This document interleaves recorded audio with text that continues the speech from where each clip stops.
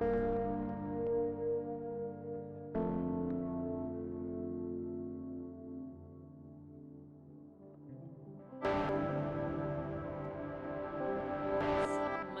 morning in San Francisco. So, Monday morning. But considering everything, it's a good Monday morning. I had a great weekend and I'm excited about the work week. So I'm in good spirits. How about you?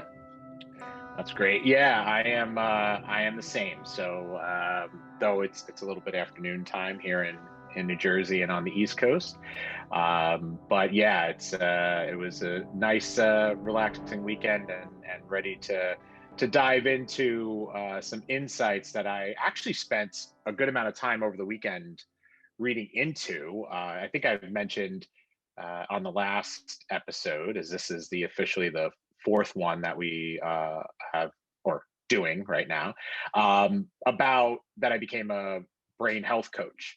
I That wasn't enough, so I'm ready. I'm already moving on to another certification. But I learned a lot about nutritional principles, and now that I've shifted my attention to a holistic life sciences coach certification through the Czech Institute, I am seeing even more and more focus on nutrition as maybe the most important components of all things when it comes to foundations of health. And I know you and I have had some sidebar conversations about it and have looked at it as, maybe one for you and I both might be the biggest struggling point that we've had in regards to our health, and thought that it might be a good idea for us to touch upon why it's a struggle, what has kind of been our journey through nutrition, which has led us to where we are currently today, and maybe some thoughts about how we look at it for the future, and what are the things that we are doing to stay disciplined and keeping that and front and center and mind for how we do everything in life and engage. So, Oh, yay. Yeah, I mean, this of all the topics, it is like the one for me that is most fraught, but I also know just how important it is. I'm excited to pick your brain with all the things that you're learning these days. So I definitely want to get to that. But, maybe we start off with just how important nutrition is. When I just even think about the relationship, I mean, there's a relationship, an interconnectedness between sleep, exercise, nutrition, all of it, right? It's all very interconnected. But especially when you think about, uh, you know, sort of your physical body being in its peak shape, right? mhm, Nutrition is by far, I think, more important than exercise. I mean, exercise is important, but right. if I could work out every day, but if I have a poor diet, it's not gonna, it's not gonna do it, right? You have to have the good diet to go with that as well. But Yeah, you know what? That's it's not going to do it. It actually might hurt you, yeah, actually, right? Because nutrition, and I like to look at nutrition holistically. That is not just necessarily uh, the actual foods that we consume, right? There is environmental nutrition that we need to include in the topic of nutrition, right? I think you and I have spoke about, hydration, right? yeah, Getting enough water in our system and getting good quality water, which is actually kind of hard to find sometimes, right? So there's that. Then there is concepts of the type of nutrients that we get from like the sun, yeah, right? So being able to get out, outside and get that, vitamin D and everything that comes into the system, and it all works together yeah, when we then also consume the foods that we need, which our body can't create everything on its own, right? We're very dependent on our environment for it. So those nutrients that we bring in through our food work together with the outside, the powers of the sun, the water that we drink, right? And then it all works together. And then we got to make sure that we, get enough sleep to ensure that we can work through and leverage the power of all those nutrients to heal ourselves, provide us with energy, and allow us to be the best that we can be on a day to day basis. Yeah, yeah. It's I'm curious for you. Like when we talk about the importance of nutrition, and I think you summarized it really well, just how, all the factors and how interconnected it is and how important it is to, I think, develop an intellectual understanding of all of this, so that, I know for me, if I have like the intellectual understanding, that can kind of keep me focused and staying on the right path. But then there's also the why of it, the gut of it. And I know that Mhm. my why has like evolved over the years. And I would say a sort of pivotal moment for me recently, and this is where we could talk about age, right? Like, so anytime I start to head towards a milestone birthday, I start Mhm. to, this like awareness of the ticking clock and aging becomes very prominent in my mind, right? In Mhm. a way that it's like, well, I want to get ahead of, am I, are the choices that I'm making on a daily basis really helping me enter in that next decade, with vibrancy, right? Like Mhm. I'm turning 49 on Thursday. So it's Early happy birthday to you. thank you. It's very real for me, right? And so, like, Mhm. by the time I hit 50, I want to feel like I am locked in for having an absolute, vibrant 50s, right? I'm Mhm. excited about that decade, and everything that can hold for me and my experience. But I want to make sure that I'm at my best, physically, mentally, and all that.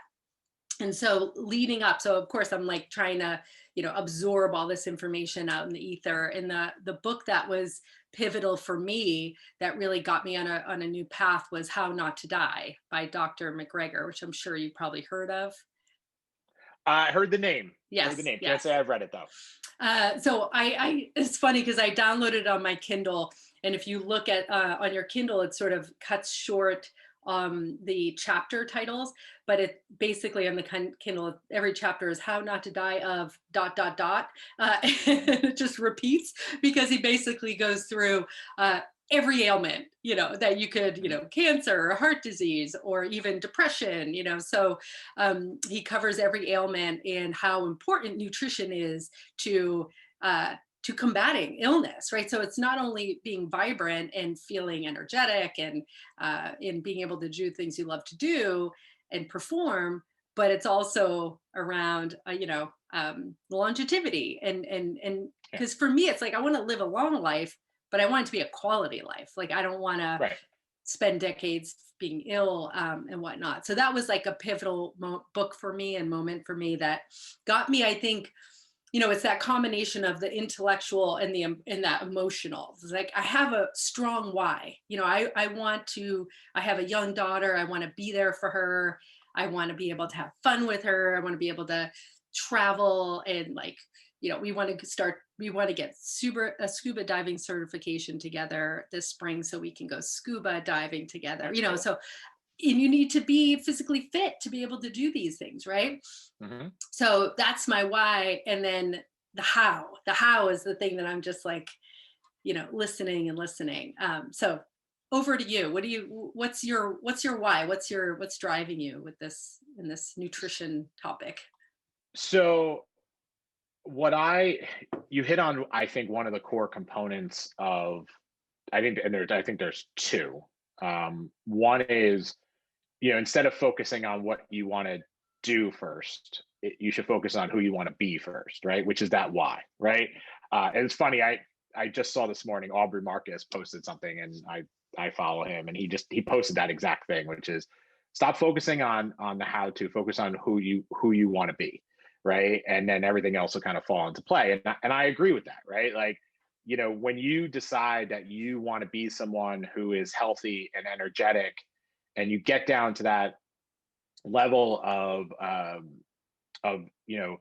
just kind of transforming your identity to being someone who is not your current self, it, the things start to manifest. But now it's like, well, what do I go do, right? And I think the biggest thing, and my biggest challenge, and why I had so many challenges, was I always looked outside of myself for the answers, the more and more that I have been studying about nutrition and health and all that stuff is your body, your emotions give you so much information about what is right for you that I think we just are conditioned to ignore it. I think when we look to our health, I think we always look to somebody else to tell us how to be healthy, right? We go to our, how do I stay healthy, doctor? What do I do? Oh, well, here's a pill, or here is this, or whatever, right? And they don't really know you, nor do they typically don't give you the amount of time that they should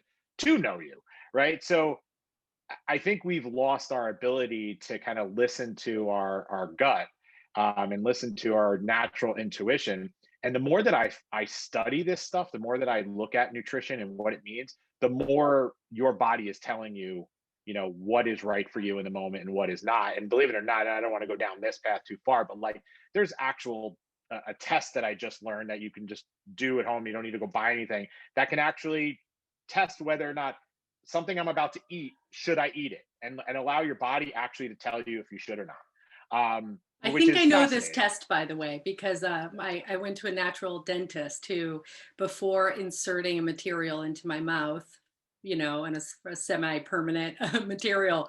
does the same test. So I think I'm aware of that. But yeah, it's fascinating. And what I love is that like this ties into episode number one, self-awareness, Hmm. right? But keep Yes. going anyway, because this Yeah. is great. Yeah. I mean, that to me is the key thing. It's about self awareness, and when you start with it being from a foundation of who you want to be, it's not about a diet. It's not about a goal. It's about living every day of your life that way, right? And I think I kidded myself when I said, well, 80-20 rule, and I'm eating and I'm doing 80% of the time really good. I was kidding myself. I was doing no such thing. Now I'm actually feeling I'm in a place where I am closer to that 80-20. And, I'm using tools and whatnot to kind of test that. But it's amazing how once you start to listen to your body, once you start to see where ailments are, where you have, certain inflexibilities, may have a skin condition, you might have these little things that your body telling you that something's wrong, right? When I was in college, I always remember this. Like, I'll admit, I used to love, I still do, I'm not gonna lie, McDonald's cheeseburgers. Like, the great, like, I can visualize right now the fact of me starting to eat a McDonald's cheeseburger and just how much I loved every second of eating it, right? And as a college student and an athlete, I remember going with my teammates and we'd go to McDonald's, and it's like you'd eat an obscene amount of their food, right? And you don't pay attention to after the fact. You don't pay attention to how that makes you feel. You just pay attention to what the immediate reaction is, right? So you overconsume. Now your body's got to go through a process to break this stuff down. And what I started realizing is when I started to pay attention to, well, what about a half an hour after I've eaten? How do I feel? Your body's telling you what it's deficient in, what is it doing for you, right? There are short-term responses to the body, whether you have headaches or anxiety feeling or depression or actually feeling full but hungry. Like, are indications like, did I eat too many carbohydrates? Did I eat too many proteins? And that's even true if you're eating good food. Like, you could tell where you didn't have a proper percentage of whatever it is that you need in your body. But you take the fact of all the other GMOs and all this other stuff, and then start to realize that the stuff that they put in their food actually tricks you, actually Yeah. tricks your mind, tricks all that stuff. You start to realize, you're like, wait a second, my heart and intention was to do well 80% of the time, and whatnot. But what I realized, or what I thought was well, is actually not well at all. And a matter of fact, is really bad for you. And if you actually don't know who you are, you might be putting stuff that might be good for somebody, but might not be good for you. Yeah. Right. And so once I started to have that self awareness and go deeper and deeper and deeper and started to listen to what my body is telling me to do, I started seeing a drastic change. I started seeing my discipline was actually easier in my decision making around things. Um, and you start to feel better, you start to look better. And when you start to see all those things happen and you keep focusing on the self awareness, you get to a point where you're now making better choices. And then my big test is when stress is high and things are really bad, Yeah. you make a better choice. Or if you don't make a good choice, it's all right, because now you're in that 20% zone. And Yeah. Yeah. you know what I mean? So The real that 20% and not the fake right, the real 20%. I so exactly. I can relate to you. I call it the 90-10, and it's similar. But you're talking about some of the pitfalls, right? And I think, I definitely want to call this out because you were talking about being with, you were a college athlete and you're, in McDonald's and like eating all this food and, probably in the moment was having some effect, for sure, that you in your youth were able to kind of deny a little Mhm, bit. And for me, when I think back, when I was young, and I was mentioning this earlier, I think I started dieting when I was 12. So there was a lot, especially as a young woman growing up, there's like a lot of messages around what you should look like, right? So um, from the beginning, your relationship with food is fraught, and that's been one of, when you talk about pitfalls in making the right choices around nutrition. I think there's so many. One, there's uh, to your point around, the fact is we're each so individual and unique, right? And so what mhm, a food might have an effect on us that doesn't have an effect on the person next to us. Two, there's that, maybe you have memories of being able to eat whatever you wanted and it didn't really affect you, right? Didn't affect your sports performance or your weight or anything like that. And so it's hard to kind of come to terms with like, oh shoot, I can't eat whatever I want. mhm, Or in my case, having this like, and I think there are many other women that I in my circles, it's like a fraught relationship where you want to have that thing that is decadent, and if you can't have it you feel denied. And then there's mhm, culture, right? So for me, all I grew up in a big family. My mom has was one of nine, and all my fondest memories were around the table, like the dining room mhm, table. It is where my family bonds, where we communicate, where we have fun. And so that is just yet another layer.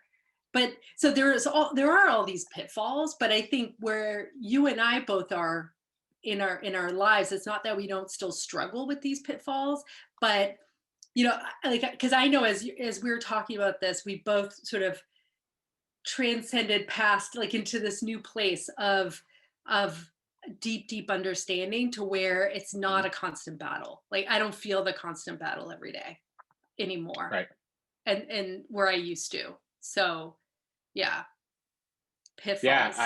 yeah, absolutely. I relate to that. And the key is always self-awareness, right? I mean, um, you know, I can totally relate to the idea of memories, and experiences that involved food, uh, in some way, shape, or form. And when you look at the food that you were having or whatever, like it was, probably your body needed some time to recuperate after it Yeah, was over. But what I think when you have a level of self-awareness, you realize that it's not necessarily the food that is the memories. It was being present.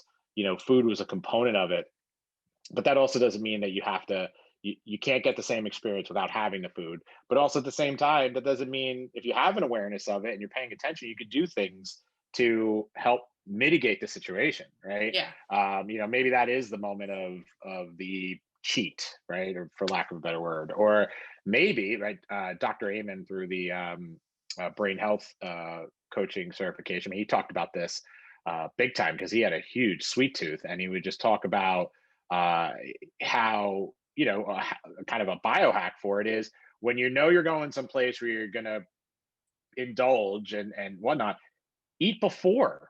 Eat some of the good stuff to give a foundational base in your system, and then that'll just automatically set you up that you probably won't eat as much. yeah, And so it's like it's forcing you in a position where you just probably won't consume as much of whatever it is you're doing, and still be able to experience and enjoy that and keep going. And that to me are the little things that I play with. But at the same time, it's a struggle, right? It's a absolutely. struggle. And that's um hearing back from when we were kid, like even though I was eating that stuff, I can tell you that that bad food was impacting me directly. It was hurting my performance. And the long term effects of what that does, I'm paying the price for that now, right? Like I'm seeing the struggles that my body had to be put through to deal with that at the time. You know, the challenges and the physical stuff that I'm working through and hopefully, healing, that Mm, could have stemmed from 20 years ago, right? yeah. And it started, and it's not like it's just like an automatic, like, hit you in the you eat a burger and you get hit in the face with um with bad skin, or you have 100 pounds of weight. No, it's a small incremental things which, if you don't have awareness, you're not paying attention to. And I think a lot has to do with the education of what that all means. Yeah, yeah. So, it's interesting. So we've been talking about some of the pitfalls that are kind of more personal in nature. But I know that, we were talking about this, especially because we're both kind of out there learning a lot, consuming a lot of information, reading a lot of books, paying attention to a lot of people. And one of the other kind of pitfalls in the world of nutrition that, I think everyone deals with is there is a lot of incoming. And, I have this particular story of at one of the companies I was working on that was focused on health and well-being, we had two doctors. So on a fairly regular basis, we had outsiders come in and present. We had like yeah, one of the author of Atomic Habits, James Clear, in the Uh, office and mhm. spoke. So, but there were these sequential speakers, and both were doctors, and both were talk, study nutrition, talk a lot about nutrition, written books on nutrition. And it was one after the other. And they had absolute opposing views of one another. Mhm. And were very, very convinced of the validity of their views and the science that backs up their views. And I remember, because I was leading the engineering team at the time, and on Slack, after the second one, they were kind of highlighting the discrepancies between the two. Now, obviously, they didn't consult each other before they presented. It was just two individual MDs coming in and presenting. Mhm. But we saw, because they were one after the other, just how, yeah. And, the first one I was super convinced. And then the second one I was super convinced, right? So, like that, what a tricky situation. So here you are, consumer, right? We're consumers, we're not MDs. We don't, we're probably not reading scientific studies and able to really assess the strength in those studies and the validity. Mhm. It's a noisy area. Like there's so many people talking about nutrition because it is so important. What Mhm. do you do? Like, what do you do? What do you do as you're consuming this information? Yeah, how do you handle that, the kind of the amount of it, and how often it's contradictory? So it all starts with, I think, self-awareness. I think the way I can describe it is, don't take other people's words for it and just make it your own, right? I think when people, and this I think is actually about anything in life, right? I think in anything that is considered education, I don't think we actually teach our children what learning something actually really means, right? It's not going and listening to someone tell you the way that they think it is or a book says it is, and then just blindly accepting it as fact and then just going forward. Um, I think that causes problems because it kind of removes the authenticity of who you are, right? It's the greatest achievements in the world all came from people who didn't agree with something, Yeah. right? And they went after it and figured it out. Um, so I think it takes a lot of self awareness to realize when maybe you're kind of attaching your identity to a belief system. When you look at how opinionated and angry you are or get on something when someone else doesn't agree with you. So I think that's a sign that maybe you need to investigate what's going on there. But then I also think that you need to keep asking questions so you get to a level of clarity that makes sense. And um, I this past year, part of my journey to become a brain health coach was the fact that I became a patient of the Amen Clinic. And it was a long time in the making of me going there. But what came out of that was a diagnosis that I have ADHD. Um, Wow, like and you just got diagnosed. this past year, yeah. And I was mourning. I actually almost started crying at some point because once I had the kind of been given the way to get myself better and be in a better space, I had a moment and I was like, oh my God, I just thought I was dumb. I just really thought I was not smart because I never simple things I needed to like dive deeper and really like focus really really hard to try and understand it. And common sense, like that common sense doesn't exist for me. Um so what I started realizing is and maybe this is why I go to the levels I do, is because I needed it to be simple. I needed to really understand it. So I always had to take it to further levels. And I think there's wisdom Mm. in that I think that our level of clarity that we get is way too high level. And so when you see things online that someone says, uses a buzzword or whatever, they just grab you in and then people just believe it, right? And they don't dive and they don't look into it. And I think this is a huge issue in the country today, in the world today, of what we're seeing on many avenues. But Yeah. I just think that when I look at nutrition and I look at well-being, if it doesn't feel good inside me, why would I not trust that? Why would I not look at that? And that's because I have to get rid of those conditionings from the past, right? As I every single time I've dove into any of these different concepts, I get more rooted back to the foundations of health. And it's never about a specific way to eat. It's never about um, uh, you know time of day, how many calories. Do you count calories? Do you not count calories? You should become a vegetarian. You should become vegan. You should become paleo. You should Yeah. eat, paint chips. I don't know, right? Like whatever the case might be, right? Everyone has it. And then guess what? Everyone has science to back it up, So true. right?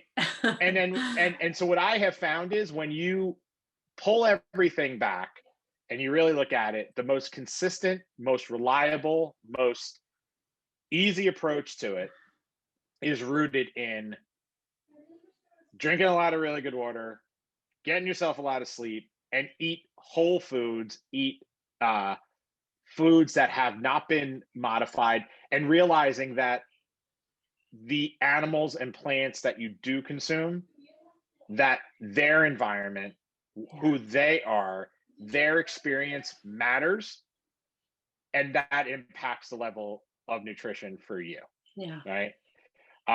And so I have come to my own opinions that I'm going to eat what makes me feel good. Yeah. And I know that if I eat something as close as it has come out of the earth, I'm doing good there. And then also, I know that if I am going to eat something, animal product or vegetation, that I need it to be organic. I need it. I need it certified organic. I need it. Biodynamic is even more ideal because I know that the nutrients of the ground, from the soil and the stuff that an animal eats, to the point of also the fact of their environment and maybe the emotions that they are having if they are being restricted and not able to live freely. Like, you don't think that energy transfer doesn't happen to you when you Yeah. consume them? Well, Yeah. I'm a believer it does. But any which way you slice it, the nutrients that we get need to be rich. And we are taking a ton of supplements out there today, and I think it's a lot to do with the fact of the quality of the food that we eat, Yeah. right? So for me, that's how I navigate it. And it always comes back to going to the fundamentals of biology and the physiology of the individual, and you know asking questions, and then also to trying things. Yeah. Like, there's nothing wrong with trying stuff. That seems to have really good intentions, right? Yeah. Yeah. Uh, So Exactly. hope that makes Especially, sense. no, absolutely. Absolutely. I think you summarized it really well. And yeah, and there was a lot of important concepts there, right? Because yes, whole foods, right? Things that haven't been highly processed, um, healthy animals, so animals that aren't sick and pumped with antibiotics, right? Like these things, I think we know at this point, just common sense wise, to be true. But ultimately, what is the most important thing that you highlight is you got to do what's right for you, Mhm. and then so for me, it's I'm very much on that bandwagon. Like I did a 21-day vegan uh, plan. And I felt, and it was 21 days, but I gave myself my 10%, of freedom because I need that. Otherwise, I feel like I'm being Mhm. denied, sources of generational pleasure that I don't want to deny myself. But it needs to really be 10%. It can't be 10% that like erodes into 50%, right? And that's the struggle, especially in the upcoming months as we head into the holidays. But so I did that 21 days, and the fact was, like, I felt amazing at the end of that 21 days. I did, and and I could go off and and it was funny because I'm mindful of when I share these things, for example, on social media, being mindful of the fact that it isn't going to be for everyone. Not because I know, for example, I have a cousin I'm close to who's pregnant, and she was going into her pregnancy vegetarian and just was not feeling well.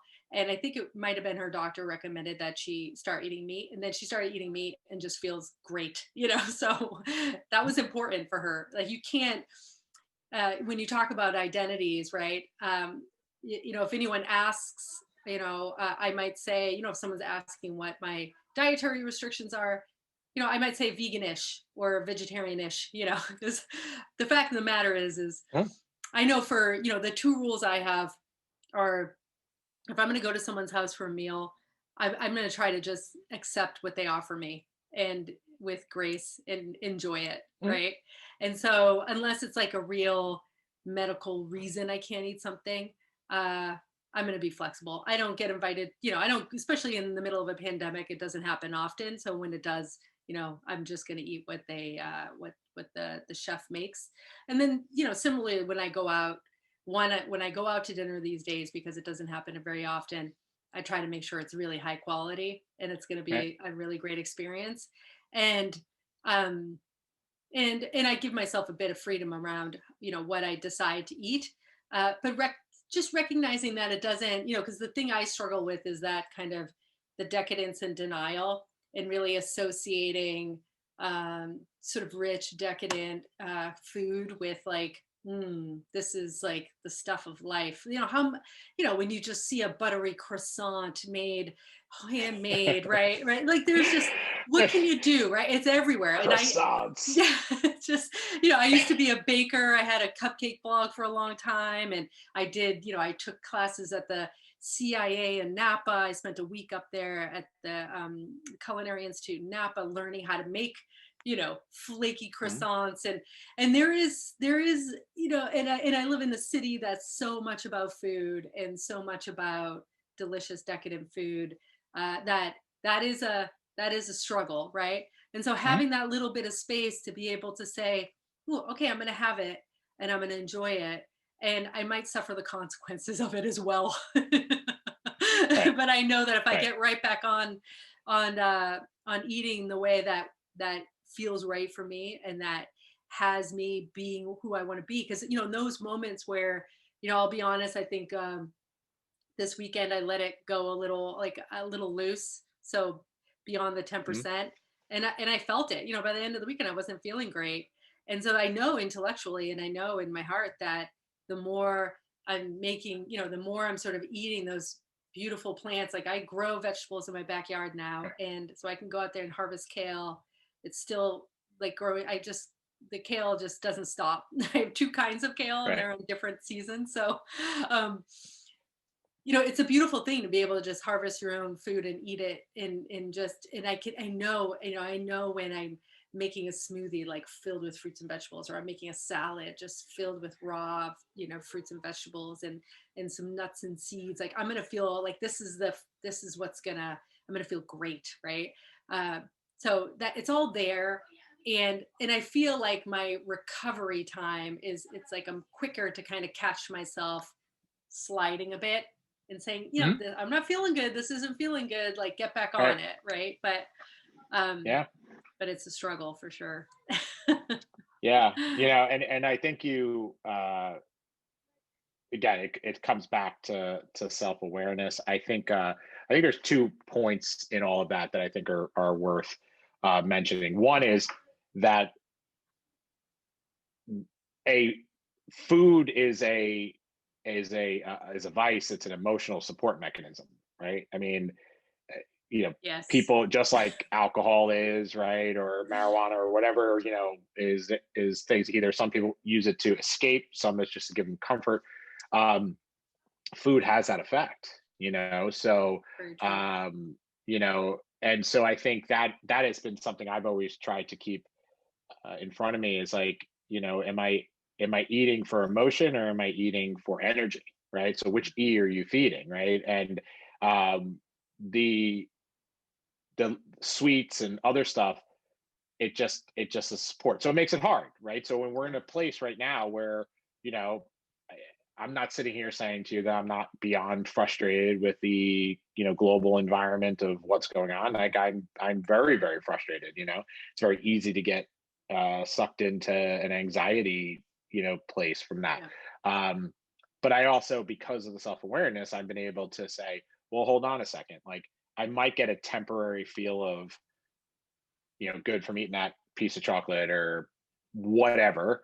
But I also know an hour later, 2 hours later, I'm not going to feel good, right? And it's Yeah. going to stink. And then I'm going to wake up in the morning and I'm going to be like, oh, why did I eat all that food? Why did I do this? And then it's like, oh, now, And then next thing you know, you get some kind of issue, right? You get sick or whatever the case may be. I mean, it just turns into a constant spiral, which is rooted in lack of self-awareness around what is going on there, right? And that, to me, is, I think, the most crucial thing, and ties back to, who do you want to be, right? And if you want to be someone who is energetic, and really painting a picture for yourself of all encompassing, then that really makes it a lot easier, right? Because then you can just develop discipline and habits to, like, move forward. But if you don't have that beginning point, you don't have that why, it, it's Yeah. just going to be impossible, It right? Which is is. why people,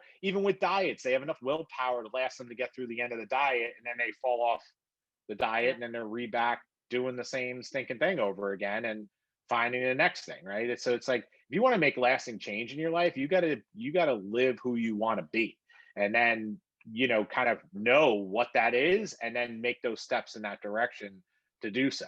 And that why grows stronger with me every day, because I know I want to be vibrant and healthy, because I have, so now, like, after being diagnosed with ADHD and having all these things, I feel like I have a superpower. I feel like I can learn for the first time, and it's such a quicker, faster way. I'm reading a lot more in a day than I ever did in my life. Like, it's amazing what it has done for me. So it's like I have catch up to do. So it's like, I want to be in that position. I want to keep going and rocking with that healthy mindset. And I also know that the other parts of my diagnosis, with emotional trauma and other things, my food that I put in my system is more often than not, people's mental issues and emotional issues are directly related to what Yeah. they eat, Yeah. and they don't realize it. They really don't. You change someone's diet, um, it's huge. And that's why I think when I look at being a brain health coach with the Amen Clinic, and I look at the ways that they go about doing it, it's not the easy way. It's hard. It's not. It's just not. It's not an easy thing to do. It's not a quick fix. You're not going to be fixed in a week. It requires time and effort, and it requires doing the things that most people just struggle trying to find the energy because they lack it, right? So when you find that soul searching, and you say, you know what, I'm kind of sick of feeling this way. I'm sick of all this stuff. I'm gonna. I want to be this. Then you need to keep that top of mind. So what do you do for that? And then you need to take the baby steps. You got to show up. Just show up. That's all that matters. Yeah. And then allow the momentum that builds from those small little incremental things to start to build confidence, and kind of sway you to start to realize, oh, you know what? Yeah, like eating those 12 Reese's peanut butter cups did not do me any good, Yeah. right? And it didn't help me. So that's how I look at it. And I think for each person and what works for them, that's up to them. And I think their journey and their way that they get to wherever it needs to be, I think is how they need to go about doing it. And it's up to them. It's all very health is bespoke, right? It's not Yeah. a Yeah. it's not a quick fix and not a broad stroke that one size fits all, like we said in the beginning, right? And that's what I think it is. And unfortunately, our economy is Yeah. based on the concept, Selling right? that Of the silver right. bullet. It's like, Yeah. even you just Mm. said something about the buttery croissants, and like you just even talking in that vein, I can sense that your heart and soul went into when you bake something and you learn to do it. You did it with the ingredients and made it awesome. Well, guess what? When that then turns into, well, how can I go make money off this? And then Yeah. how can I grow and build my business 12-fold on top of it? What happens? The focus is not on the heart and soul anymore. The Yeah. focus is on, how do I make money? And how do you make money? You cut costs, you look for ways to make it more efficient, you dummy it down so that there's no mistakes, and you try to say, how can I mass produce things? That's just our natural, like, kind of want based on the conditions of how our economy speaks. And I don't think actually anyone wants to really talk about that, but that's the Yeah. reality of the world, right? It's like, if you're in business because you want to make, something quick fix, well, they're going to bypass anything that might be at the core and heart of what is in the best interest of you, and it's what's in the best interest of the shareholders, which, Yeah. me as a shareholder, when I look at why I invest in things, I'm not looking at it from a standpoint of how does it make me well or the environment well. You look at it from a perspective of, is it going to make me money at the end of the day? And for me, like, I've shifted my views in that space too, but Yeah. that's what that's what it is. So it's like, you're the goals of a company are turning to look to people who are in it for the money. Like, that's all Yeah. it is. Any which way you slice it, right? If they're in it for the money. So that's not really doing Yeah. anybody good. And the food industry and the nutritional aspects of things and health and wellness is our biggest pandemic, uh, Agreed. by far. And Agreed. that's where the problems are. So take Yeah. back your health. You Yeah. know, When you think about, yeah, the impact of the sort of like mass produced and, food and the food industry, and then pharmaceuticals on the other side that are sort of helping people manage symptoms related to it. It's a lot. I mean, these billions and probably trillions of dollars in our economy. So, I mean, suffice to say, we're up against quite a challenge, right? Like, there's a lot coming at us. And I definitely, I think, I remember just sort of, it was a doctor's appointment. I forget which one, but it was one that got me starting to experiment with intermittent fasting. And and my doctor was like, you need to lose some weight, and I was like, yes. But and I basically went off on him, in a nice way, but was just like, I've struggled with this all my adult life, tried everything, something works for a week or two, and then it doesn't work anymore. I literally felt broken. Like, I felt like my body was broken, and I think it was like, because at that time, I couldn't, I was what you refer to as like a hangry, hungry person. If I mhm. went like an hour and a half without food or something, I would just get, I would start to get hungry. And then when I got really hungry, I was like belligerent, and I couldn't imagine fasting for any number of hours. So I think there was, for example, for me personally, going through and starting doing intermittent fasting allowed me to kind of heal my body a bit, right? Mhm.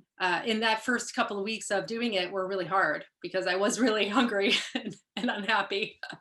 Yeah. But once I got through that first couple of weeks, it became easy. And now, I have no problem making it through 18-hour fast. I enjoy, for example, fasting through travel. So when I travel internationally, and I went to Thailand in February, I fasted for 30 hours and I felt great, and it helped with jet lag and all of that.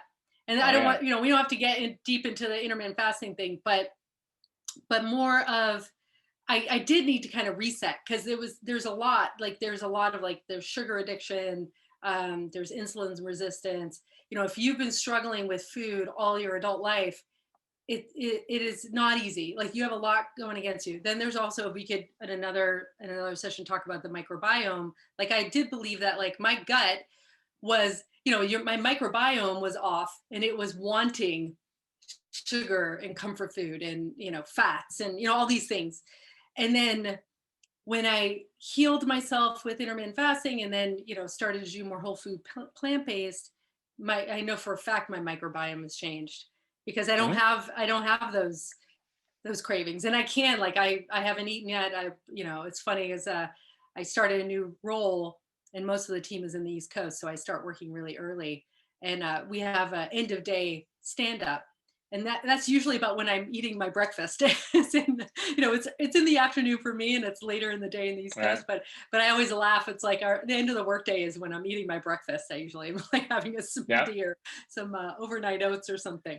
Um, but I'm like a completely different person, right? Sort of when I think about everything and sort of my day to day choices and the way I live day to day. I think about my identity because we've talked about that a bit. Hmm. How important, in addition to your why, right? So for me, it's I want to be vibrant. I want to be able to be there with my daughter and do fun, adventurous things with her and all of these things.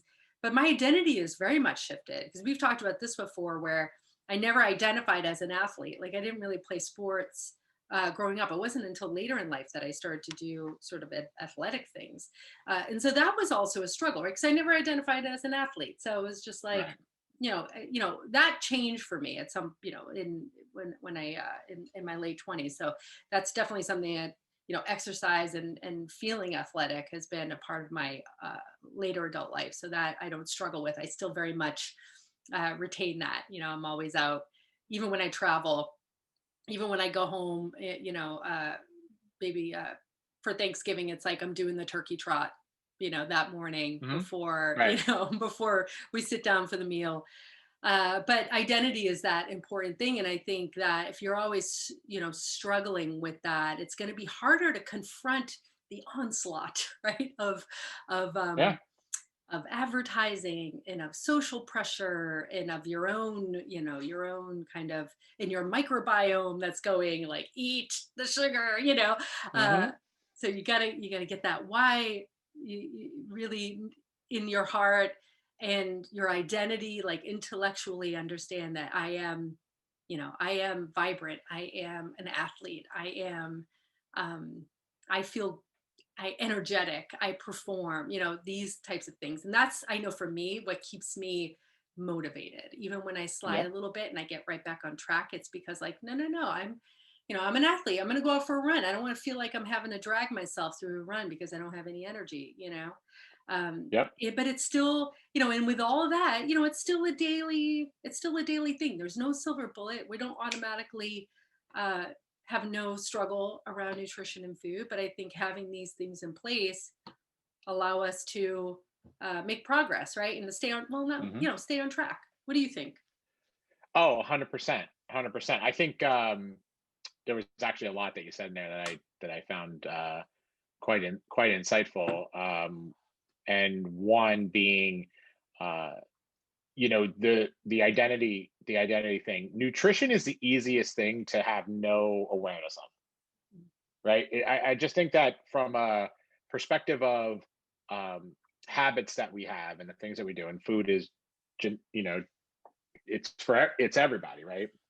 I think it's easy to have an identity of something. Like when you talk about being an athlete, an athlete doesn't associate with eating good.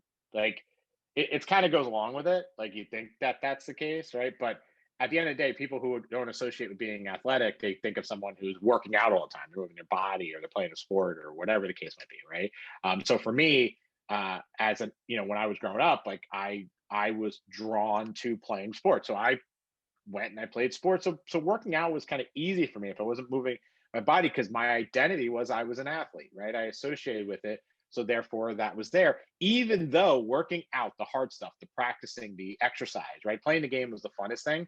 And I think that's where, people who go and down a path of a specific sport, it's the willpower and the want to do the exercise and the practicing, because there is no real payoff necessarily at the end of the game. And the same thing is with exercise, right? You have to have the willpower to actually get yourself to go work out. And then, oh, by the way, I'm going to stress myself. I'm going to Mhm. actually cause stress on my body mentally and physically, right? For what? Why am I doing that, right? Well, if you don't have an identity that it's important to you, then you're not going to want to do it. If you do have the identity that it's important to you, right? Well, guess what? If stressors of the world are a problem you got to be able to have enough energy to get yourself to have the willpower to go do that workout. Because guess what? I mean, I don't know if I've ever heard a person who's gone through a workout and then at the end say, "Oh man, I feel great." Like they always say that. It's like, "Oh, that felt really Yeah. great. I had a great yoga session." Like, "Oh man, that just I feel energized." Like, you just stress yourself. Like, you feel energized? Yeah, I do. It feels really, really good. Oh, I'm exhausted, but I feel amazing. It's like that. Yeah. There's a reason for that, right? So I think that's one. So I think like the identity thing is harder with nutrition because there's really no nutrition attached to identity, an easy thing to do, like there is with exercise and there is with other things like intellectual, right? Like for Yeah. me, ADHD, I started that 5 page a day rule with reading, and I haven't missed a day in 10 years.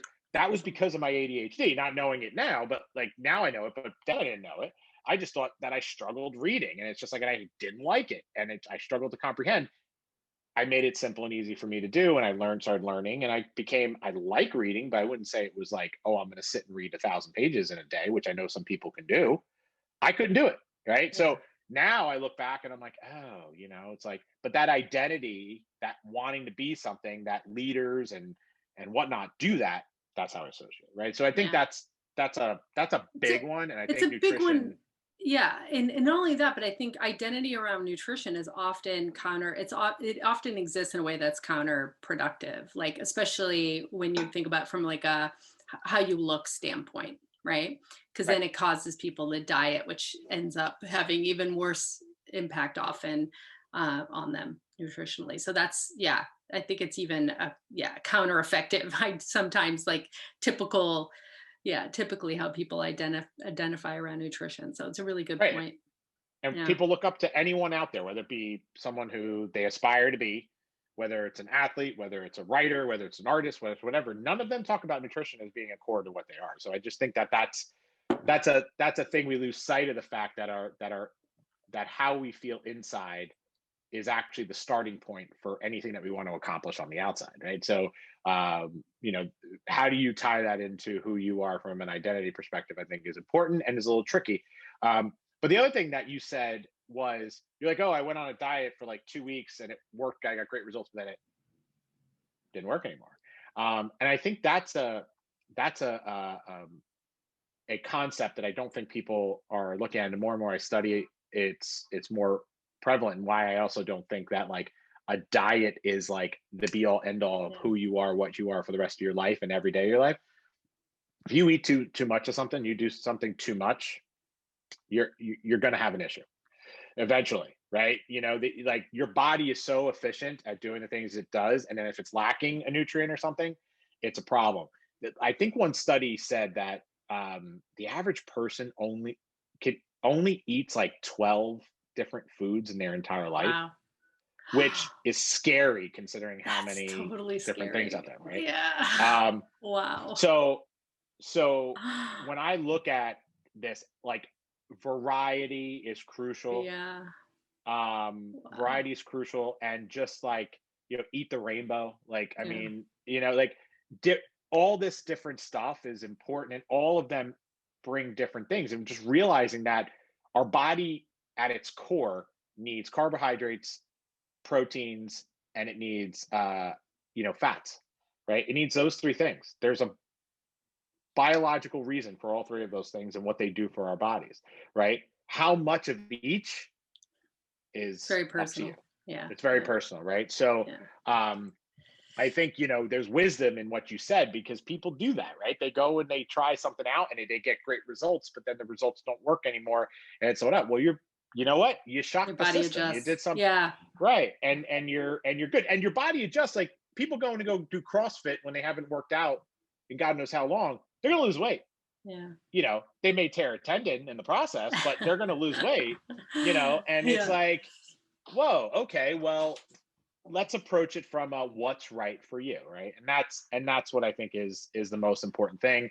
Crawl, walk, run is the answer. I think everything is Mhm. all or nothing. Everyone thinks it's got to be, I go on a diet and I'm basically changing everything, and it's like, no, Yeah. no, that doesn't need to be it. A simple decision of not having two cookies, just having one, is actually a step in the right direction. Celebrate that, look at Yeah. that, be aware Yeah. of it. That makes impactful changes, in my opinion, over time.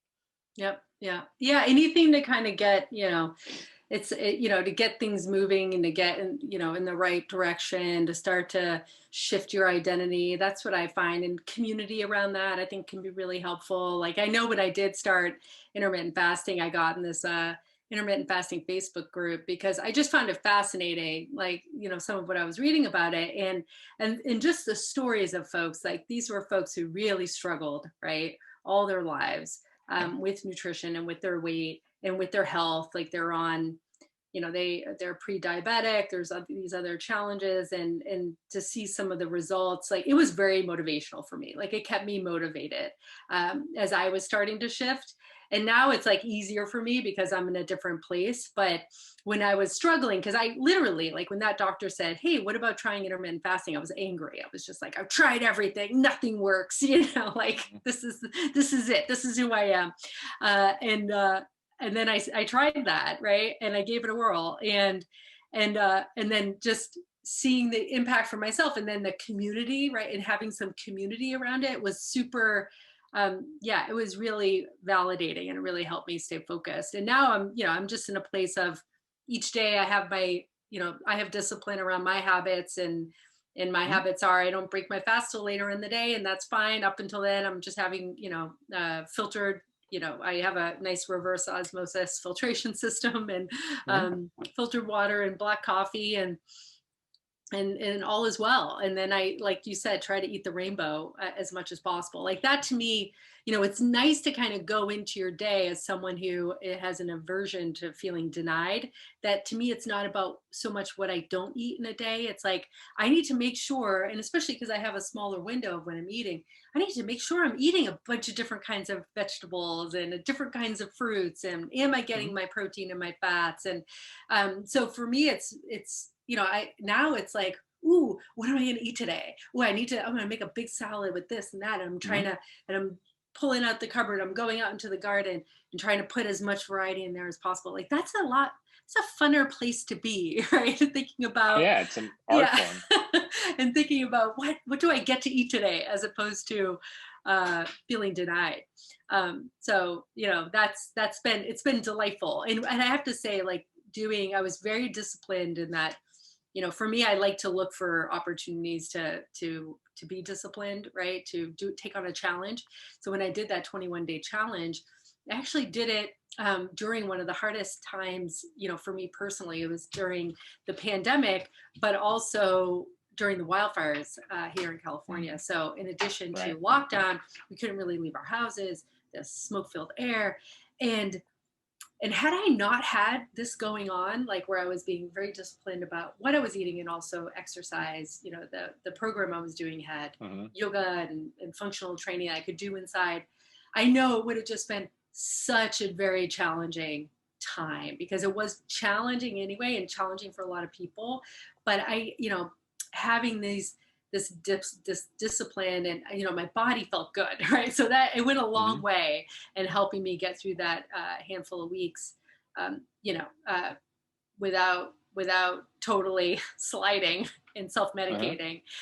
So it's powerful, right? I think what we put in our bodies is really, really, really powerful, and that, knowing that, keeps me motivated as well. So Yeah, for sure. Um, I know we gotta stop. yeah, we Running got to up wrap on up time soon. here.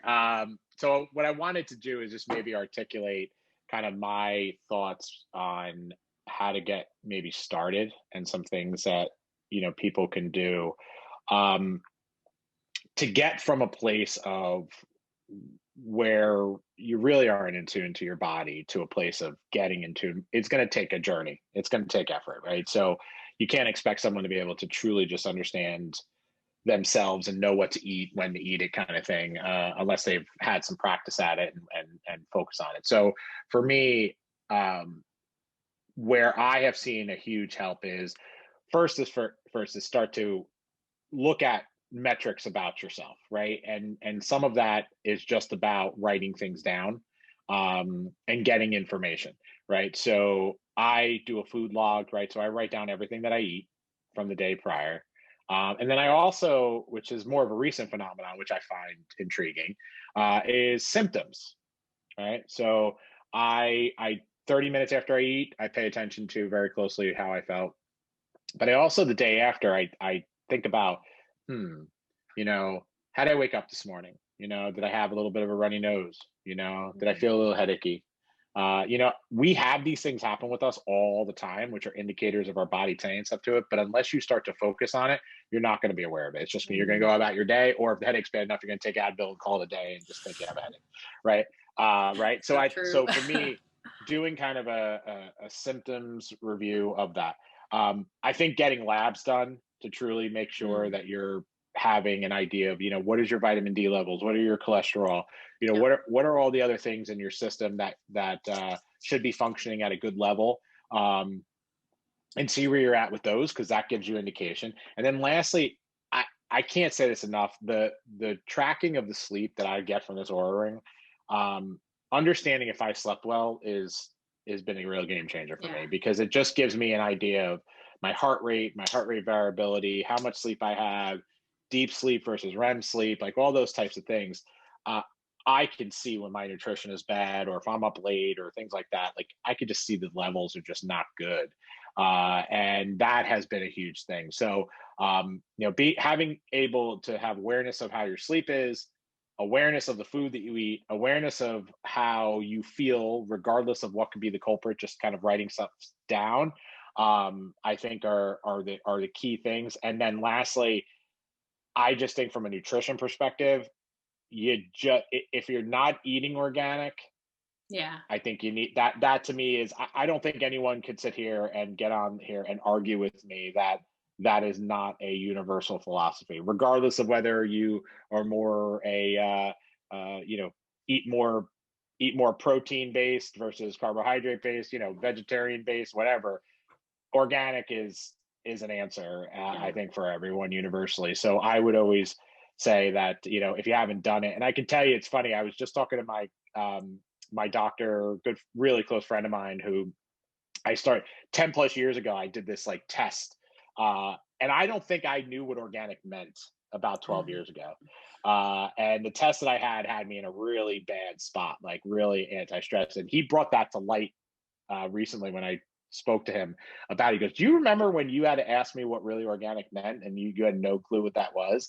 He goes, "Just the fact that you know it, like, it probably impacted yourself tremendously," which I thought was interesting, because at the end of the day, if you're putting good stuff in your system, I think you're taking a step in the direction, even if it's just making a small switch, right? Eating a grass fed hamburger versus a Mhm. whatever is not grass fed, right? And I won't bash any brand names, Yeah. kind of Yeah. thing. Less quantity, more quality is the other thing I try to live Mm, by, yeah. for sure. Well, here's the thing. Quality is automatically going to mean less quantity, because your body's going to tell you that you're full. Yes. It's like you eat Yes. something that's really nutrient. I mean, that's the other problem, right? It's like if you strip all the nutrients from something, your Yeah, body's going to be like, "I'm hungry, man. I don't care that you ate a cheeseburger and you think that should be exactly. enough for you." Yeah, you're right. You eat a burger, that should be enough for you, right? But Yeah. what you gave me in that burger is not suffice, right? And Yeah. that's the problems, and that we face, and the bad nutrients end up being what we have to focus on to break down, and your body's in a bad spot. And then, Mhm. circling back to the beginning of the conversation, if you start doing exercising when your body needs to try to break down a bunch of trans fats and stuff that's just not good for you, you're doing more harm than good by Yeah. working out, Yeah. actually, right? So it becomes a vicious cycle, so I Yeah. think that, like, by looking at it from those perspectives and just paying more attention, I think you can put yourself in the right direction to Yeah. get your nutrition back on track. Yeah. No, I like it. It's like, what's your why to start? Why is this important to you? How do you identify? Do you identify as feeling vibrant and alive and, all of these things, whatever words work for you? Start to be self-aware. So start to really pay attention. How do I feel? How do I Mhm. feel after I eat? How do I feel? Like the sleeping thing, like I told you earlier, I was a little loose this weekend. I felt it. I felt it last night. I felt it Mhm. when I was waking up today, a little headachy. Um, so yeah, develop that self-awareness and then just crawl, walk, run. So I think Right. that's like the four-step process to kind of get you in going in the right direction, right? Is what Yeah. is the nut. Yeah. Awesome. Ab- Absolutely. Absolutely. So Well, cool. yeah, this was fun, and I'm feeling inspired, especially after my little weekend this weekend, and especially coming, I'm coming into a birthday, I'm coming into Thanksgiving, all of this. Like, I want to be in a good place so I can stay, making the making choices that are aligned with my values and who I want to be and how I want to feel. So having this conversation was really helpful right now, because I Absolutely. need to find something, something to grab onto over these holidays. Maybe I can start a little community that's going to stay on track through the holiday season. I want to be able to, enjoy the holidays and enjoy time with family without without going off track, without, making these decisions that aren't aligned with how I want to be and live my life. So thank you for that. Absolutely. It's a gift. You're welcome. No, I mean, I could talk for hours with you as hence why we're doing what we're doing here, right? But yeah, I mean, I always come out with some amazing insights, and this no different. And I will continue over time, I think. And that last point, I think, don't beat yourself up. We're all going to make mistakes. We're all going to make bad choices. It's all Yeah, good. exactly. Like I think I clearly said it. I think that, missing, like with habits, if you miss one, no problem. No You problem. miss two, it's a start of a new habit. Yeah, So I know, it's so it's like, true.